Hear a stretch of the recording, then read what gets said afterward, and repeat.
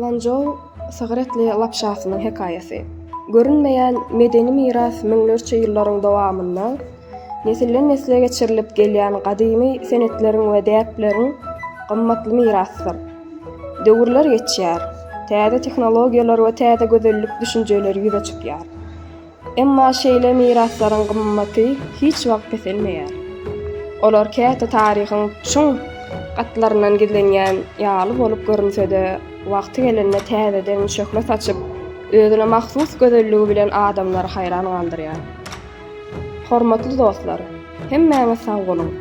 Bugün biziň Gansu welaýatynyň paýtagty bolan Lanjou şäherine syýahat edip, şol ýerde dünýä belli bolan Lanjou sigaretli lapşasynyň täsin hekaýasy bilen tanışýarys.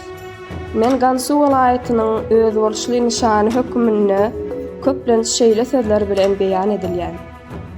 1 arassa, 2 ak, 3 gyzyl, 4 ýaşyl, 5 sary. 1 arassa meniň çorwamyň aýdynlygynyň we arassalygyny aňladýar. Uzak wagtlap gaýnadylan sygyr süňkleriniň çuň tagamy bilen taýarlanan bu çorwa açyk hemde durup bolýar.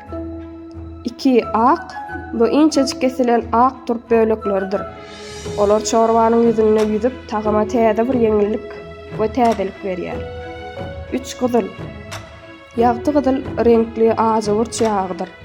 Ol diňe bir naharyň renkini bezäp goýman, eýsem onuň tagamyny hem has baý we ýakymladýar.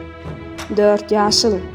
Täze ýaşyl sogan we ýysly göz otlar bolup, olaryň nahara täzelik we hoşboý ýys goşýar.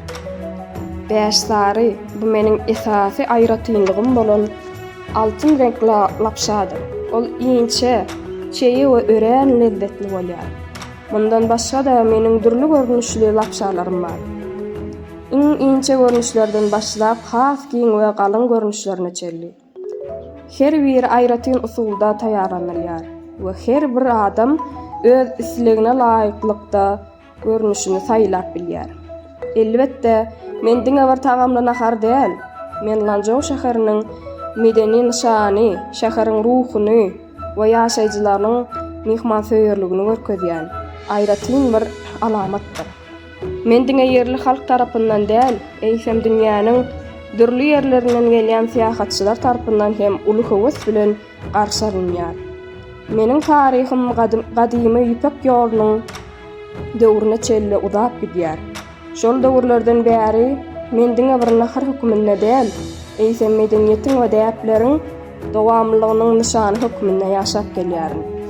Uzakdan gelýän mihmanlar üçin men diňe bir nahar däl, men Lanjou şäheriniň ýyllygy, adamlarynyň ýürekden edýän garşy alyşy we bu gadymy şäheriň baý medeniýetiniň lezzetli bir bölegidir.